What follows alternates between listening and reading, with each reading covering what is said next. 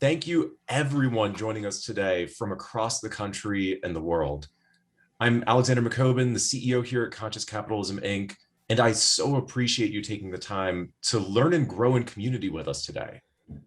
We have an amazing virtual gathering today, joined by Karen Salmon, who's going to be facilitating a conversation between Fred LeFranc, Dan Simons, and Kathy Hollinger to explore the re-emerging restaurant industry in 2021. Now, as many of you know, conscious capitalism is a philosophy that emphasizes the human nature of capitalism and business. It's a movement of business leaders around the world working to change and improve the practice and perception of capitalism to elevate humanity. And Conscious Capitalism, Inc. is a nonprofit organization dedicated to catalyzing that movement.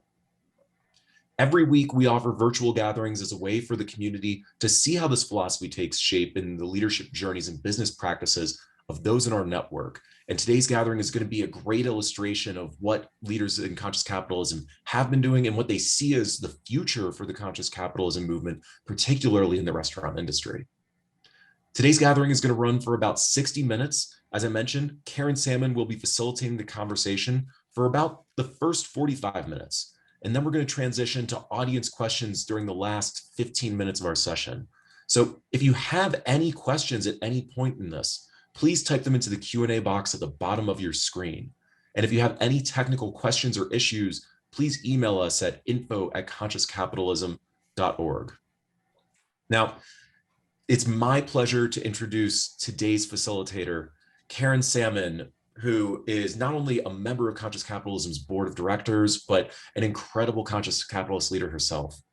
With a focus on culture and values, Karen led the strategic turnaround of PAR Technologies' commoditized POS hardware and services business unit, transforming it to a recurring revenue business model and a software restaurant management solutions powerhouse, a preeminent leader in the SaaS POS software and merchant services. She also transformed PAR's government business unit, eliminating low-margin businesses and focusing on highly profitable software development without impacting profitability. In other words, she is a turnaround artist focusing on conscious culture, and with that transformation, increased PAR's valuation nearly 700% in her tenure, from $65 million in 2013 to $500 million in 2018, thanks to that focus on culture and values. She has transformed so much, not only with PAR, but with Conscious Capitalism as well, as a member of our board and a leader in our community. And it's just an absolute pleasure to call her a friend and a leader here. Karen, thank you so much for facilitating this conversation on the future of the restaurant industry today. Alexander, thank you so much for the kind introduction. It's good to be here. I'd like to first start with just a kind of a framing of the restaurant industry. It represents a staggering 4% of GDP. It employs nearly 16 million people, with more minority and women managers than any other industry. And 70% of these operators are independent owners. With pent-up demand for connection, the distribution of the COVID vaccine increasing and accelerating, and with this $25 billion stimulus package dedicated to restaurants, the industry is going to heal from the devastating impact of the pandemic. We're here to discuss what that pandemic and the other issues that occurred in 2020, how they impacted restaurant operators, and get into how these conscious leaders really made their way through the pandemic. First, I want to introduce the panel. Fred LeFranc from Results Through Strategy. In this really fast-paced restaurant industry with new technology, competition, and laws changing the game each day, Fred brings order to disorder and helps businesses thrive. He's a well-respected industry veteran who has advised many of the industry's most significant executives and companies, from startups to billion-dollar global chains, to deliver long-term sustainable success. Fred combines a unique set of experiences and skills. He's been CEO and COO of several restaurant chains: El Torito, Ruby's Diner, Flat Rock Grill. He's been a board member for many restaurant organizations and advisor to many startups. He's a change agent, assisting brands in reinventing and evolving to staying relevant in the current and potential customers. He combines direct knowledge of his operating a restaurant with an inherent talent for business and acute vision for growth. I worked with Fred during the transformation of PAR, and can attest that he not only brought that strategy, but also was the one who introduced me to conscious capitalism so many years ago. Kathy Hollinger, Restaurant Association, Metro Washington. She began her career with the City Council of the District of Columbia.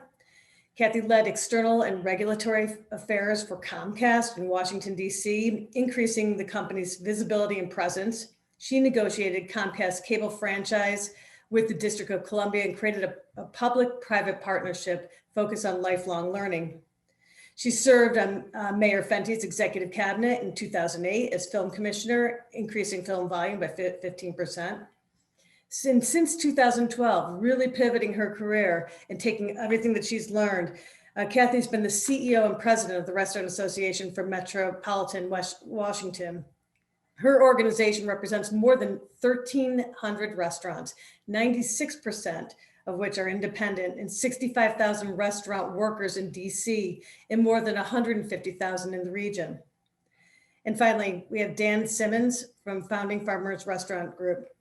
Dan is the co-owner in the innovative Farmer Restaurants Group. It's a majority owned by American family farmers with a mission to earn farmers a larger share of the food dollar while delivering thoughtfully sourced, scratch-made food and exceptional hospitality. If you've been to Farmers Restaurant Group, you know that they do this. Farmers Restaurant Group operates 7 restaurants and 1 distillery throughout DC, Maryland, Virginia, and Pennsylvania, and most recently pivoted their business model to include the Founding Farmers Market and Grocery, selling everything from prepared dinners and hand sanitizers in their DC distillery, Founding Spirits, to homemade chocolates and bottled cocktails. Passionate about the health of the planet, Dan founded the non-for-profit Our Last Straw, a business-led coalition working to reduce our reliance on single-use plastics, and is on the advisory board of Conscious Capitalism DC with David Gardner. So before we jump in, just a really quick refresh on the 4 pillars of conscious capitalism. And if you're part of conscious capitalism, it's great to get a refresh. And if you are new to conscious capitalism, this will give you an overview. So there's 4 pillars. We call them pillars. We refer to them as tenets or fundamental beliefs. In other words, you have to do these things because you believe in them. They're not tactics to make more money. If you do these only to make money, they probably won't work. You do them because you believe that we should take care of all of our stakeholders, and it matters what kind of experience people have at work, as your customers and throughout your ecosystem. The first pillar is purpose. Conscious companies are guided by something greater than making money. Businesses need to profit to sustain and to actually exist to survive, but that's not the purpose. Profits are one of the outcomes that enable the company to continue to realize the purpose and do it at scale. The more you grow, the more you evolve. The purpose of the business is to find a profitable solution to the world's problems.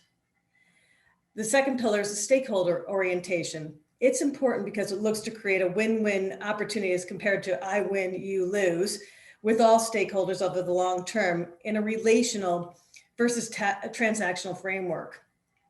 When we create a healthy ecosystem, then ultimately shareholders will get high returns, employees find meaning at work, customers and partner feel value, communities know that you care. The third pillar is the conscious culture. As many have heard Peter Drucker say that culture eats strategy for lunch. Culture is really important. It's an invisible thing and most people don't even pay attention. But people know when culture is bad or worse, toxic. When leaders get it right, it's magical. People like going to work, they're inspired, creative, and highly productive. There's mutual care, safety, and trust. The fourth pillar, conscious leaders, cannot have a conscious business without having a conscious leader. And you cannot be a conscious leader unless you are a conscious human being. Part of the journey is working on yourself, the self-care as a leader, and becoming more conscious, awakening to the reality of what lies in front of us and what we're called upon to do. These are three conscious leaders on this panel, and we'll start the questions. So 2020, it was a terrible year for restaurants and the hospitality industry. With the increased distribution of the vaccine, the 25 billion in stimulus, relaxing of dining restrictions, sense of hope that we're rounding the corner. So Kathy, let's look back a year to the first months of the pandemic. When the shutdown of restaurants was required in March, what was it like for you as a leader with so much uncertainty from your stakeholders?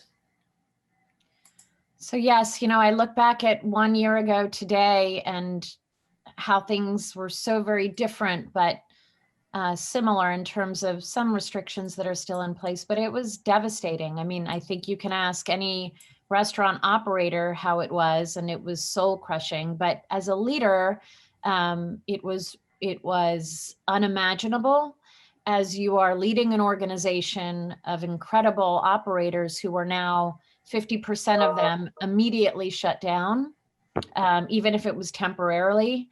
And then the other 50% were figuring out how they were transitioning their model to what is okay to do in that moment.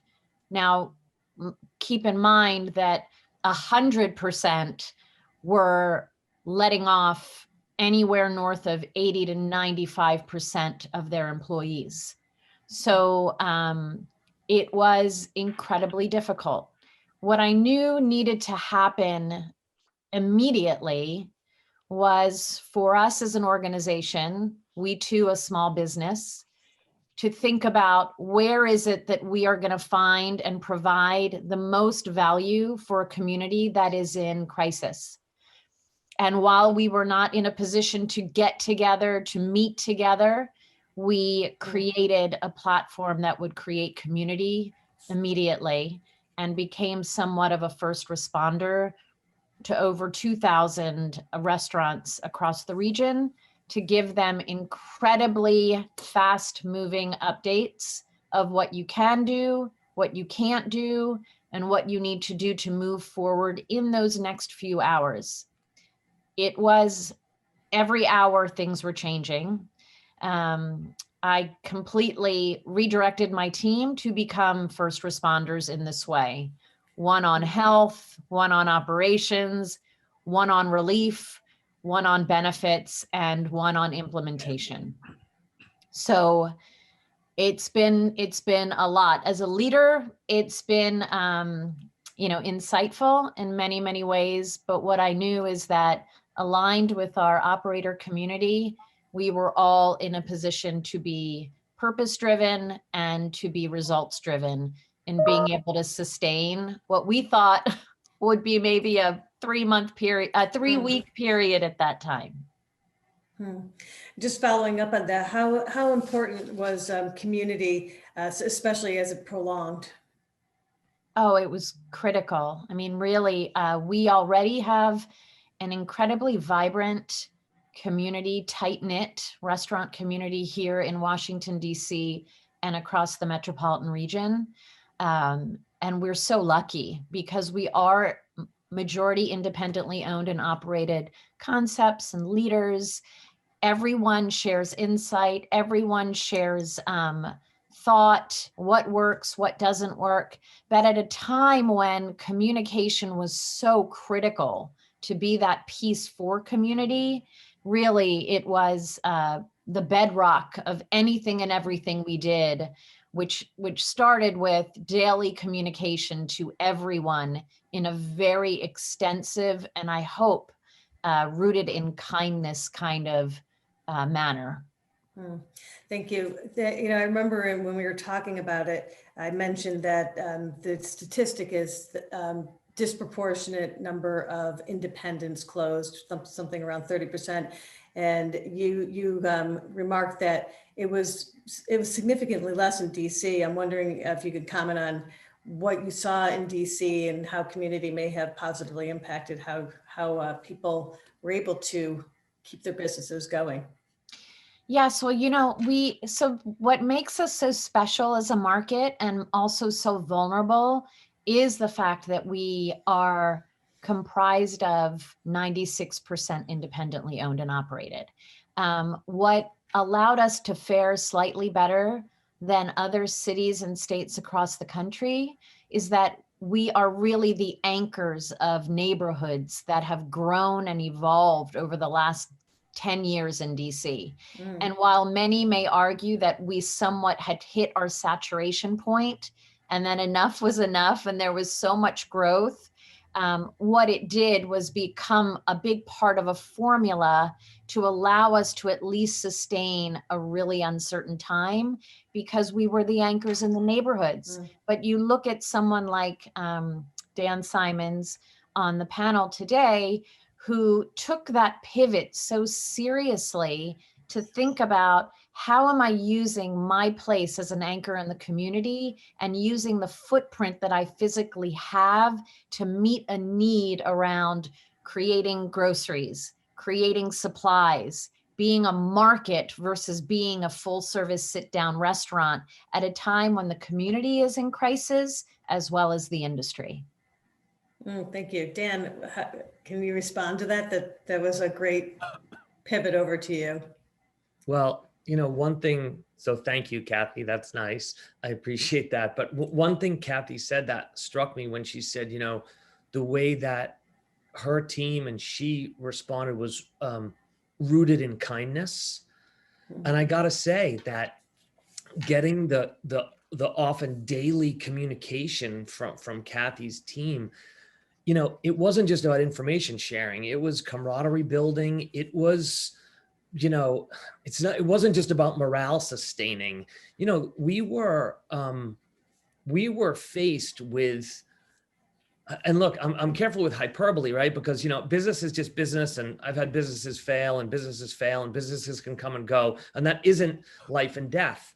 However, when your business is the only source of income for someone, or your business is the only source of supplies for someone, or when your employees can actually go to work, put themselves in harm's way, get sick and be sick long-term, or die, well, it kind of is life and death. So, Kathy really helped lead the way for Washington, D.C. to be in the fight of our lives and do it with kindness. And so for me, this is about coming through tough times with your dignity intact. I heard stories from my grandparents about, getting through the Holocaust. And, you don't just want to survive.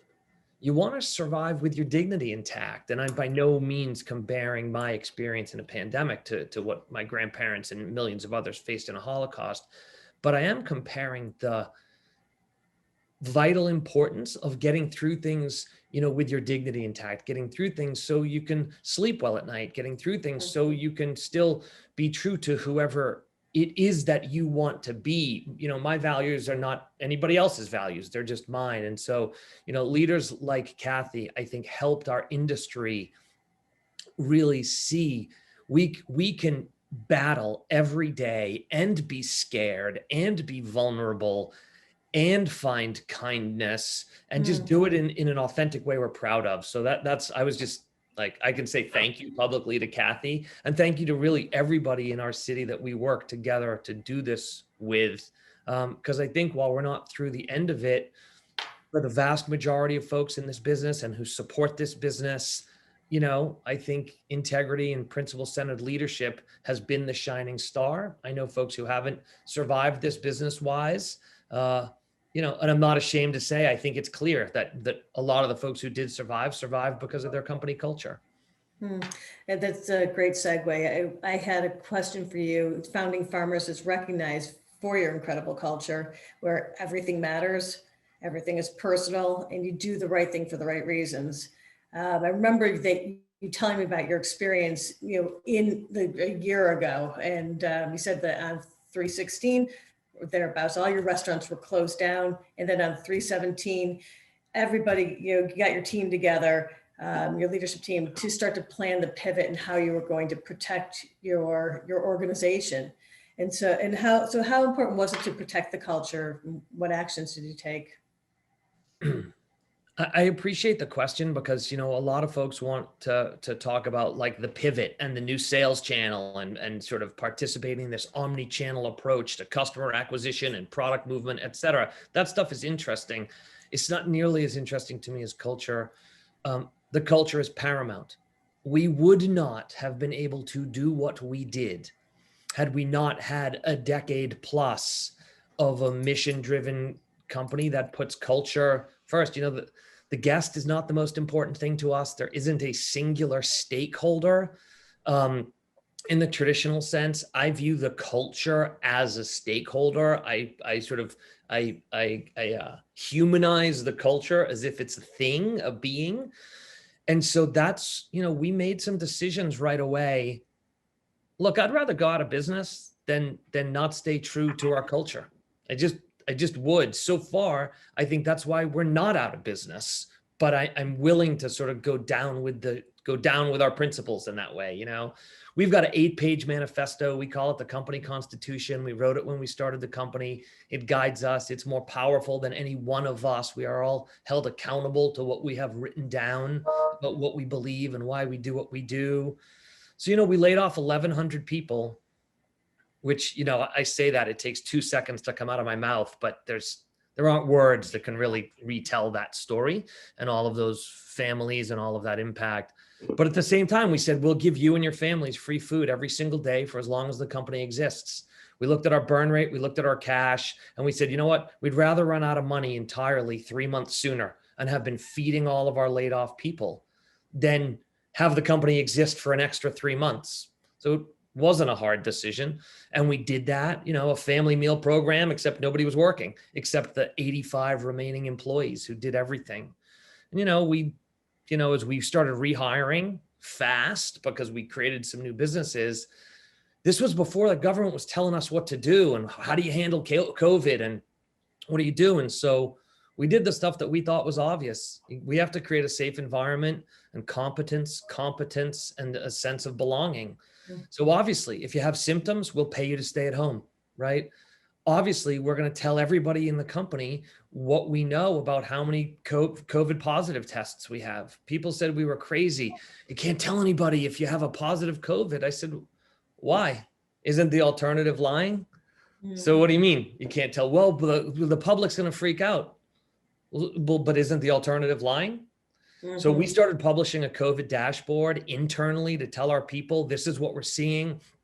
This is who's out sick. This is who's tested positive. This is who's recovered.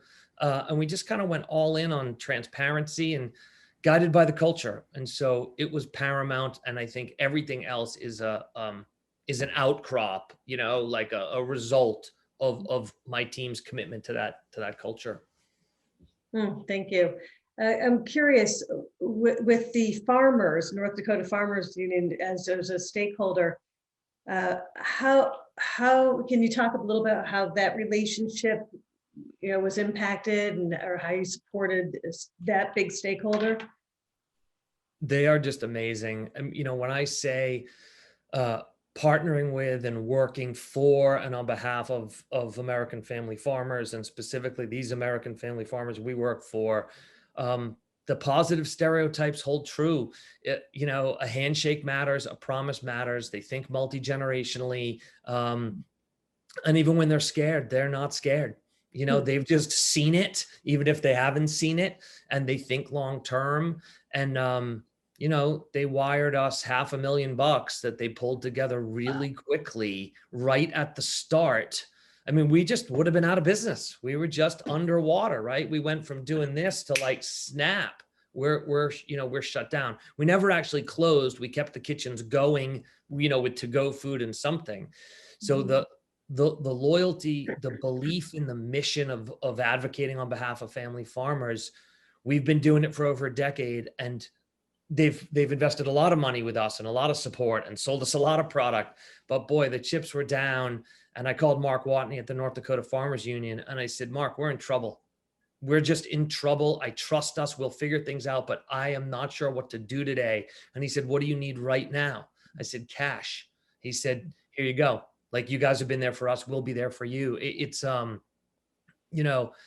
And look, we've honored that relationship for the, over a decade plus that we've been in it. So to me, that's just part of culture, right? Tell the truth. Look, we've lost some of their money. We've struggled, at certain times. We're not perfect with what we execute, but I think for everybody, for anybody in business, this pandemic, I think, is proof positive of when you invest long-term in a principle-centered way, you have a high likelihood of getting return on that.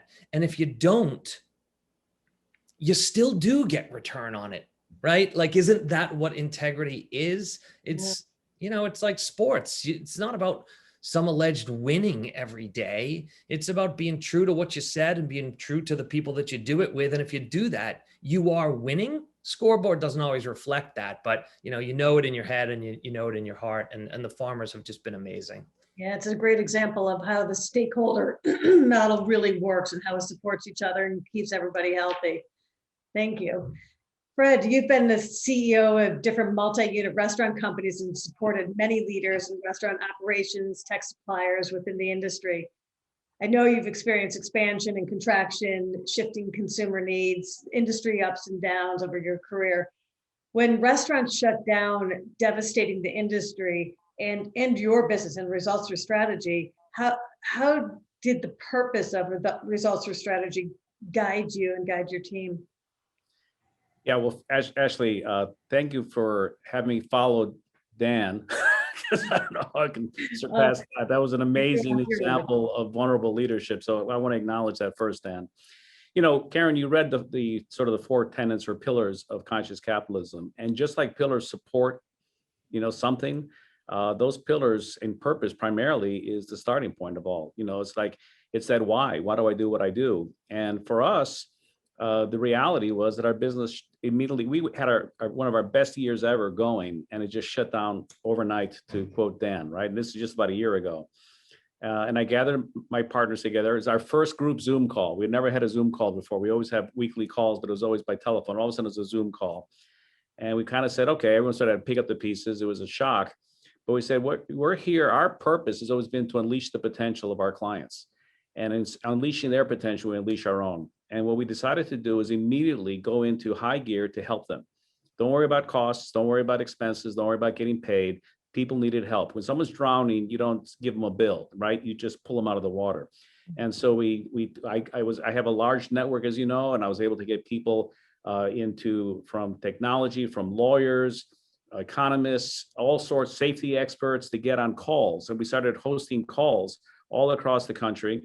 I call them mastermind calls, and invited as many people as possible. We have a partnership with the Florida Restaurant and Lodging Association. We've reached out to them, and we started helping people pivot. To Dan's point, I also had a lot of late night phone calls with founders and CEOs in tears, because like Dan, and I really respect his willingness to be vulnerable, they were like, what do I do? I've worked 30 years to build this business. I've got to lay off all my employees except a handful. And very much like Dan, all of them, almost to a T, gave free food to their employees on a consistent basis, and we had long conversations around, I'm going to run out of cash. And I said, okay, figure out what you need to set aside, see what's left over. How long can you feed your employees? I mean, those were the difficult conversations. It's a little bit like, do you cut the baby in half or not? But what fascinated me in terms of the purpose is if the people really understood why they were there, and the other tenets in terms of culture, if one thing happened throughout this, what I saw fascinating was that the companies that had the most intentional conscious culture are the ones that have thrived through this pandemic. The ones who did not have collapsed because they had nothing to lean on. The employees are the ones that held these businesses up. They formed communities. They helped each other out. There were employees messaging back and forth. I need childcare assistance. I need to get to the doctor. I'm running out of food. And the employees formed that. And then the leaders that sort of made sure they saw this and said, well, my stewardship doesn't end because my business is in trouble. In fact, my stewardship is needed more than ever before. And that intention and that commitment, that passion, that humanity is what really brought people together. And we saw that. And my attitude was, we're not going to get paid for a long time. That's okay. It'll come back at some point. And I'm here to say, because a year ago, I was called Dr. Doom by many of my friends, because I got on a lot of these video calls. And I said, by the way, this is not going to end in 3 months. This is going to last through the end of 2021. All you had to do is research what happened with the Spanish flu pandemic. You saw what's going on. This was before Operation Warp Speed, where the vaccines came in earlier than anyone had anticipated. And it's going to be pretty close to the end of 2021. And I'm happy to say that from being Dr. Doom, I'm telling you right now that the pent-up demand for restaurants is going to explode. Okay, Goldman Sachs released an article recently, or a study recently, that the restaurant business is going to, absolutely hire back as many. Not going to hire everyone back, because some of the restaurants have closed. But the unemployment rate, which a year ago was less than 4% for restaurants, is now over 13%. Is going to come back, and if anything, right now, restaurant leaders should be planning for that growth. Okay, should be planning. Doesn't mean hire 100% more staff, but start thinking in a positive way, because it's going to occur, and your purpose is now going to come home to roost. I think what Dan explained will benefit him more than ever before. And the nice thing about it, Dan, is you have farmers. Farmers know what it's like to live with acts of God, but they also know another thing: this too shall pass, and the seasons will turn, and it'll be a different day. So we've come through a long winter, right? A real long winter, but spring is right around the corner. Thank you, Fred. I'm curious, during the pandemic, I saw that a number of restaurants really moved, those who could move to invest in technology. And you made the comment that the restaurant industry will hire back. What role will technology play? Will that impact negatively, positively impact? How will it impact restaurant workers? Well, there's more adoption in the last year than there was in 5 years combined. They had no choice, right? You had to do that. Contactless payment, kiosks, drive-through, order. If you had a drive-through, you were in pretty good shape. But if you didn't, you had no delivery service, you were in trouble. You had to pivot very, very quickly. There is a permanent change because of that. It's not going to go away. Many cashiers are being replaced with kiosks. And in the middle of this sort of fight for 15 climate we're at, I mean, Amazon's already set the new minimum wage at $15 an hour. Would you rather work in a hot kitchen for $10 an hour or work in Amazon, right? It's an easy decision, or drive an Uber, I might add. So it's going to be here. But at the same time, if you stop and think about it, some of the jobs that are being replaced by technology weren't really good jobs. You can free someone up to do much more contributing work of service to others than taking someone's order while they stand in line behind someone else. People can just place their own order, and they're not yelling at you because you're going so slow, right? You just punch in your own order, you spend more money, it's easier. We've learned that, we've adopted that. And so while those jobs are being eliminated, it is creating opportunities for other jobs and other positions. And this one thing about this industry, it's the most creative industry imaginable, besides maybe arts and theater, right? People have learned how to pivot. They learned how to survive very, very rapidly. The courage that people have shown, and leaders like Dan and others that I know as friends, and because I brought like 20 restaurant CEOs to the Conscious Capitalism CEO Summit. These are the people that I stayed connected to and spoken with. This has helped guide them through a lot of difficult things. And some of these businesses have shut down. Some have declared bankruptcy. Some of them are half the size they once were. But the core that remains is very, very strong. But technology has turned out to be an accelerant to what we already practice and preach. Technology does not replace bad food and bad service, but technology can actually enhance what you do. Look what Chick-fil-A has done. Oh my God. They're up, high double digits in revenues because they leverage technology to do what they already do even better, faster, more efficiently. Yeah, excellent. Yeah, thank you for that. I'm going to change direction just slightly. Kathy, with the pent-up demand for connection and socialization and freedom, with the loosening of restrictions, we know we're going to see the restaurants rebound. This said, there are scars from 2020, COVID, Black Lives Matter, social unrest, the election, vicious attacks on the Capitol, justice, diversity, equality, inclusion. What have you learned from the experiences of 2020 that are helping you guide your organization and your restaurant organization and the community? Yes, I think, what we saw play out across the country, what I wanted to always remind my counterparts who run restaurant associations in different states is that, this is happening right here in our hometown. And while there's all this attention on us, because we're the nation's capital, we are a local community with owners who are vested in the community. They employ 65,000 plus people. They are working families who send their kids to schools in the city. And we're a city that is very, very used to and take pride in The demonstration and protests that happen every couple weeks, we see something.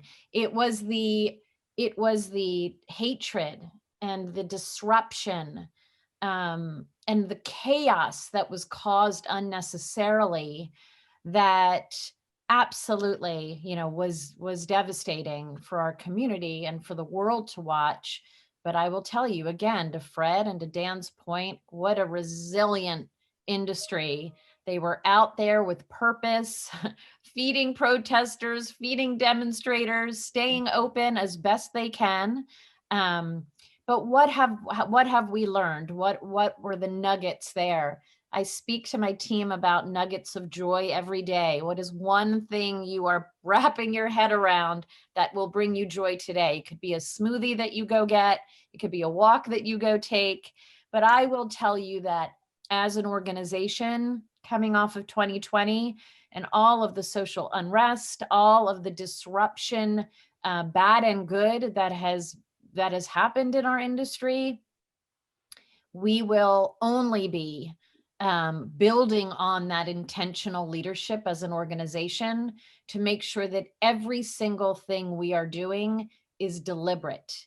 It is in the right direction, that we are on the right side of every possible thing, whether it is looking at our board of directors and making sure that those who need to be around the table are those who represent the industry, whether it is dollars that go out the door organizationally to hire a marketing firm, that every dollar that goes out that may support white-owned is supporting Black-owned as well. It is thinking about the programming that we are offering as an industry, or what we call butts and seats programming, to make sure it is as inclusive as possible, that speak to the needs of every possible kind of concept and operator. And then most importantly, as we work with elected officials across the region, that we are all as partners, and we're fortunate that we are at the table far too often, I would say, at times when they don't want to listen, but we are at the table when policy is being created, where we are all looking through that lens of equity, because we have one chance to, yes, we're trying to reopen, but we have one chance to reset. And there is some silver lining here in what we're coming off of, to be able to reset in a way where those who did not have the ability or luxury to plan for 10 years in a purpose-driven way, that they are getting it right as we go through the next chapter of what this industry will look like in the next 10 to 20 years. I got chills when you said that. That's great. Thank you. We have a few minutes. I want to save some time for questions. But Dan, the restaurant industry's pivot to off-premise meal formats created an urgent need to combat packaging waste. Prior to the pandemic, some cities like metropolitan Washington region were taking steps to reduce or ban single-use plastics and materials like styrofoam. Pandemic forced the entire restaurant industry to rely on to-go orders for sales, creating increased waste. In fairness, to many restaurants, alternative forms of packaging like compostable and reusable are expensive and can even require operational changes for the staff. We mentioned our last straw, your last straw, your program. Can you talk about your commitment to the environment as a stakeholder? Sure. I love any chance to talk about the environment, and I will. I just want to comment on what I was thinking as I was listening to Kathy talk. And, for me, the pandemic is not the story of 2020. Yeah. The story of 2020, and again, this is just for me, is humanity, equality, justice. Am I glad the pandemic happened? Maybe, not for the peoples whose lives it ended, and for the true unrecoverable destruction for those who experienced that, obviously not for them. But sometimes you got to grab a friend by the shoulders and shake them.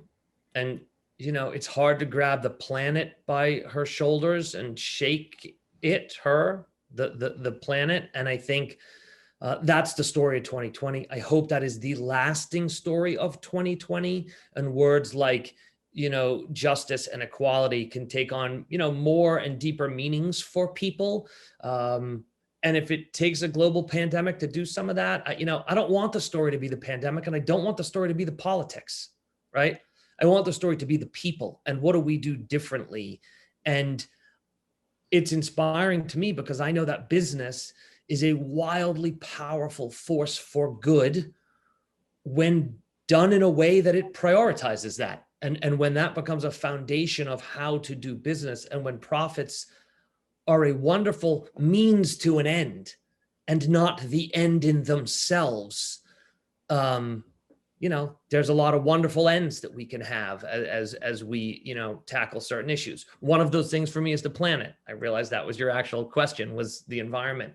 Some people told me while I was during the pandemic, while I was testifying on behalf of more regulation, and I was testifying in support of straw bans and styrofoam bans and plastic bag bans, people said to me, now is not the time. Our industry can't handle any more regulation, And I said, of course, now is the time. We can fight more than one battle on more than one front. And plastic pollution is seriously affecting the earth, which is a stakeholder in my business. It is seriously affecting human health, which is a stakeholder in everybody's business and life. And so, yeah, my team has been able to form Our Last Straw, a business-led coalition advocating not just for regulation to regulate our industry, but really, I see it as sending a massive message to venture capitalists, investors, and sending a message upstream in the supply chain to, hey, these regulations are coming, so invest, innovate, come up with planet-friendly solutions. And so, we're doing that. And that's why you see companies out there like New Light creating something like Air Carbon. If you don't know about it, do the research. These folks will be at the forefront of replacing petroleum-based single-use plastics. I'm proud of what my company does to reduce single-use plastics, and I lie awake at night because I'm part of the problem. All this to-go food in plastic containers, I'm part of the problem. But as part of a problem, I acknowledge that, and I work to find aspects of that problem I can solve or reduce. And I think we can all find ways to take those steps. Thank you. I just think about how the restaurant industry really leads other business segments and industries to change, because we're driven by what the consumers want, and it just kind of ripples through. So that is really powerful. Thank you for being on the leading edge. Fred, I was going to ask you a question about commenting on the disruption of the industry and how conscious capitalism principles can help the industry reset and lead the way forward. And maybe we can also flip it to how the industry using conscious capitalism principles can help other industries reset and lead the way forward. I'd love to hear. Well, it's interesting in the work that we do, especially when we do revitalizations of brands that have lost relevance with their consumers. All the turnarounds have been a result of engaging employees, every single one of them, and teaching leadership how to get out of the way and how to create a context by which people can thrive. And this pandemic has absolutely shown that, and that's really what the magic is. It's really the people. And getting them engaged in that community. And hopefully, as Dan has illustrated here, that humanity doesn't go away just because the pandemic goes away. There's going to be some scars around for a long, long time. And if anyone can learn is to, first off, start with an understanding of what your purpose is. Why do you exist besides making a profit? And if anything, we've also seen that the consumers have recognized the value of restaurants in their lives. We are part of the social fabric of society. I saw a great post during the pandemic that said, remember when all those restaurants donated to your Little League clubs and soccer clubs and this and that? Well, now they need your help back. Okay? And that's really what it's about. And let's not forget that we are part of that community because our employees are part of that community. It's an extended family and all around. We provide a place for people to feast, to celebrate, to share comfort and joy and with each other. And I think other businesses, if they can pick up that idea that they have a purpose of why they exist, culture, which Dan's talked about, my metaphor for culture is like a giant swimming pool we're all standing in, and we're all responsible to keep the water clean. There is no peeing section in a swimming pool, okay? You've got to make sure everyone understands that they are all responsible to keep that culture clean and very vibrant.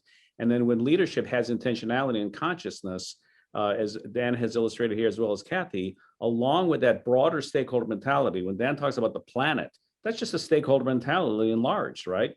Okay, but when you do what you do, it's kind of like the old Stephen Covey thing of your circle of influence, your circle of concern.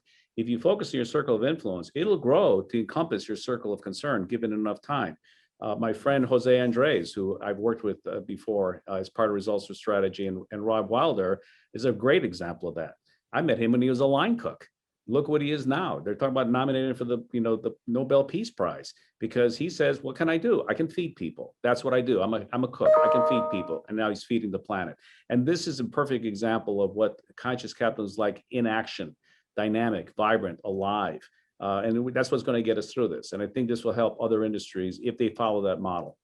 I have so many questions for all of you, but with time running out, I just want to ask each of you, as conscious capitalists, what you've learned about yourself as a leader. And Fred, maybe you can start, and then Dan, then Kathy, then we'll open up for some questions. I think the biggest thing is to recognize that I recognize that I'm not alone, that people will support me and stand behind me if I ask for help. And at the same time, as I offer help, which I'm always willing to do, some people are uncomfortable receiving it, but through this pandemic, if you do it with kindness and love and consideration and respect, they will allow you in and you can support them. And that's been a great gift to have these incredibly vulnerable moments with many, many leaders throughout this pandemic as their humanity came through and I was able to help them. Yeah. Dan. Yeah, I don't know. I think I have learned that you can take as endless a beating and get kicked around far more than you sort of realize in the moment while you're taking that beating, as long as each day you just remember to get back up and get back after it. So I think, if that's a lesson, that's been my lesson. And, it's motivating. Doesn't really matter how hard it is. It doesn't really matter how bad it is. And it doesn't really matter how scared I am. I guess maybe I used to think those things mattered. So what I've learned is those things aren't what matters. What matters is, what do I do right now? What do I do when I wake up tomorrow? So that's motivating for me. And that's what I've learned. Surrendering to the universe. And Kathy. Yeah, I would say that, my answer is, I don't know, but my answer is also, I don't know, which is one thing that was very hard for me to acknowledge a couple of years ago. Is if someone asked me a question, I had to have the answer immediately. And this was a year where I had to say a lot of I don't knows, with the expectation that I may know everything. I don't know when this will be over. I don't know when restrictions will be lifted, but that was a huge lesson learned for me. And I think also just that in a day and every day where you can, choose to do things where you're expending a lot of energy in a way that's not so positive, or you can choose to do a lot of things and expend a lot of kindness, that it is much easier to expend that kindness because you are absolutely reaching the same objective and goal, but you're doing it in a way where you've lifted other people up with you, and you've done it in a kinder way, which I think all of us really need to be doing more of going forward as we are recovering. Well, thank you. I'm going to turn it over to Alexander, but really appreciating all these, to quote you, Kathy, nuggets of joy. This has really been wonderful. I wish we had another hour. I so appreciate this conversation as well. And we're getting questions in already. And I see, Fred, that you were already answering one of them, which is where I'm going to actually start so others have a chance to weigh in too. One of our participants was wondering, what kind of technology do you think is going to be important going forward, especially thinking about a conscious capitalist way of approaching the restaurant industry after all of this? And Fred, you're already typing an answer, so maybe you can start and then we can transition to others. Well, I get asked that question a lot. So the big buckets I look at are employee engagement, guest engagement, and sort of data in terms of intelligence, right? Because if we've learned anything, we need information to make fact-based decisions. And my metaphor is that we live in a whitewater world right now. It's constant uncertainty, and it's not, are you going to hit the rock? It's when you hit the rock. You better be able to bounce off. Being nimble, resilient, these are qualities that an organization must have to be able to do. So in order to do that, we cannot lose the fact that we have a relationship with our guests that goes beyond just feeding their bodies. We're feeding their souls. That's number one. It's done by people who also have families that are relying on them to be able to feed themselves, and also are part of our community, as I expressed earlier, in terms of that culture and the importance that they have. And so there's technologies that allow you to do that, to keep that engagement. And I'm not going to name companies because it's not a commercial, but there are many. If someone wants to reach out to me, I'm happy to help answer that question. In terms of the restaurants, anything for productivity right now is really important. If you're a casual dining restaurant, KDS systems, things that let you know throughput. If you're a drive-through, obviously throughput's king. The average, drive-through restaurant that does well does 100 cars per hour. Chick-fil-A does over 300. That's important. That's how volumes go up.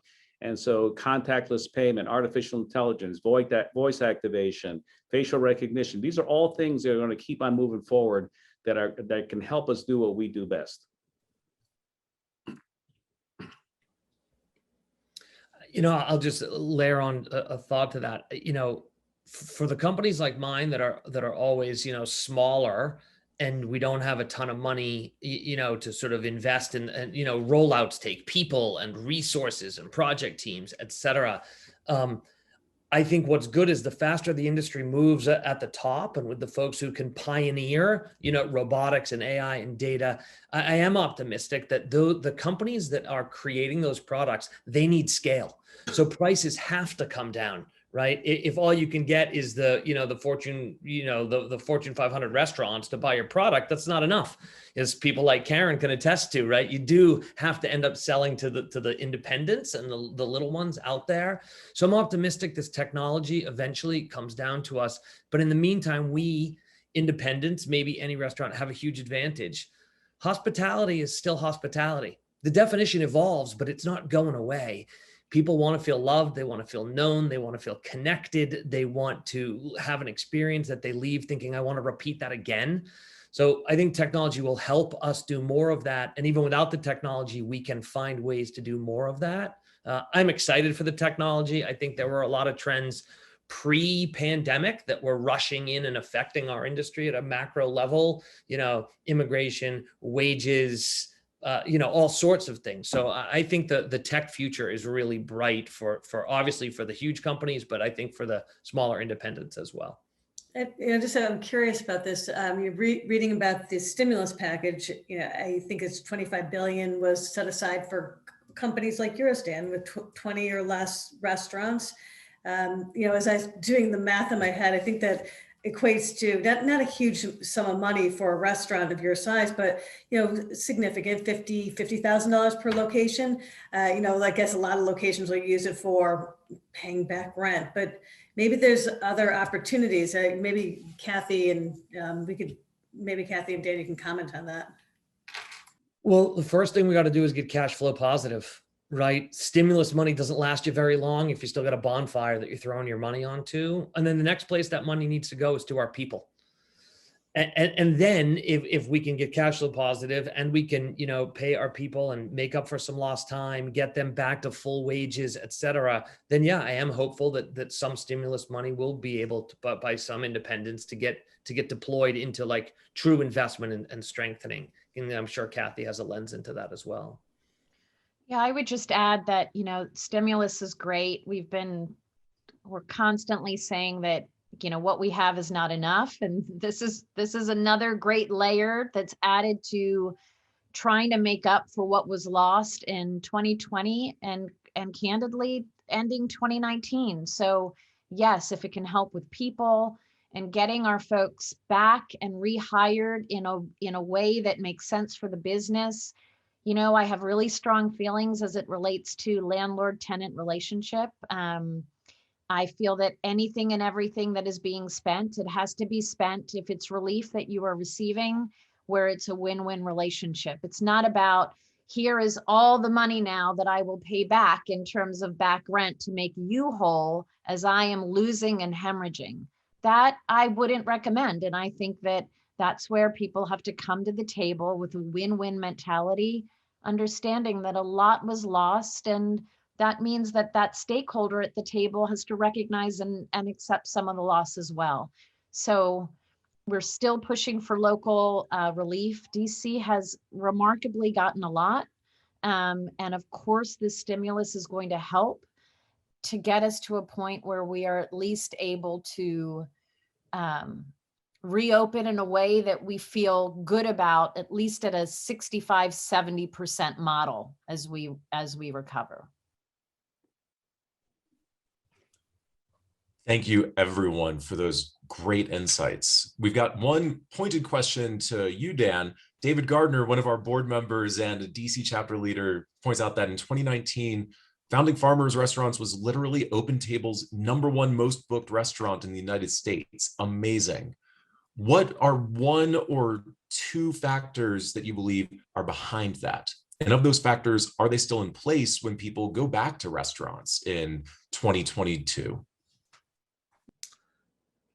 Yeah, it's the easy answer. I think we got to that position because of the heart and soul of our people doing the work every day. And it's an easy answer. We'll get back to that position if we stay true to, doing everything we can to care for the heart and soul of our people who do the work every day. I think diners or customers, at least some large percentage of them, they connect somehow, consciously, subconsciously, to the vibe of a business and the way people feel working in those businesses. So, look, I'm a competitor. I like being on top. I hate losing. Winning is something that you do together. Losing is something that you need to attribute someone's fault. I'm not looking to come out of this a loser. I'm looking to see my team do what they do and get back on back on top, or at least, thriving. That's great. And so I think the last question, which is for everyone here that we'll be able to get to, is from Jake, who wants to know how the pandemic has influenced change in company cultures, even when the culture was already strong. And I think this starts to build on your answer there, Dan. For a greater clarification, what do strong company cultures look like going forward after all of this? Short, easy answer from me. It's like, it is the ultimate case study that emphasizes and supports doubling down. So if you were already doing a lot and you were strong, you're seeing the rewards, do more of it. And if you weren't doing it, there's enough examples out there of do more. So I do think this is a philosophy reinforcing event. I can jump in and just answer that. Yes, I think that for those who had and have a strong operating culture, to Dan's point, do more, continue, build upon. But I would also say that one thing that I think we all learned as an industry is that we never had the luxury of time to do or plan for anything. And this year somewhat forced us to do that, to think a little bit about contingency, think a little bit about what ifs. I mean, every day it was a what if, what if we reopen next week in this way? And I think that to have that, the skill to be able to plan out in any way, knowing that we are coming off of a year of so much unexpected, I mean, that is what is going to be most important as we deal with any challenge that is hopefully not as challenging as what we all came off of. Yeah, and I would add to it is that culture is not on the balance sheet, but as leaders, we can never underestimate the impact of a group of people with a shared vision and a common purpose, united to work together toward a goal. And that's what culture is all about. And it's where everyone's maybe different and diverse on the outside, but share a common belief on the inside and move forward. And I think that's really what Conscious Capitalism has been talking about all along, elevating business through humanity through business. And that's what this has shown us. Our humanity was put at risk, and it's our humanity that's allowing us to survive and thrive and move forward. And that's where we're at. I just want to thank all of you for your time today. It's been a joy to be with you and to learn from you and to see how you put the principles of conscious capitalism into practice. I am walking away with thinking about camaraderie building, how the industry is rooted in kindness and how we come through this with dignity, our dignity intact. Talking about being vulnerable as a leader and asking for help, surrendering fear and going with whatever the problem is ahead of us. And being able to see, just being able to say I don't know. Just being vulnerable as leaders. This has been really a treat to be together. Thank you so much. Thank you, Alexander, for the opportunity. Thank you, everyone.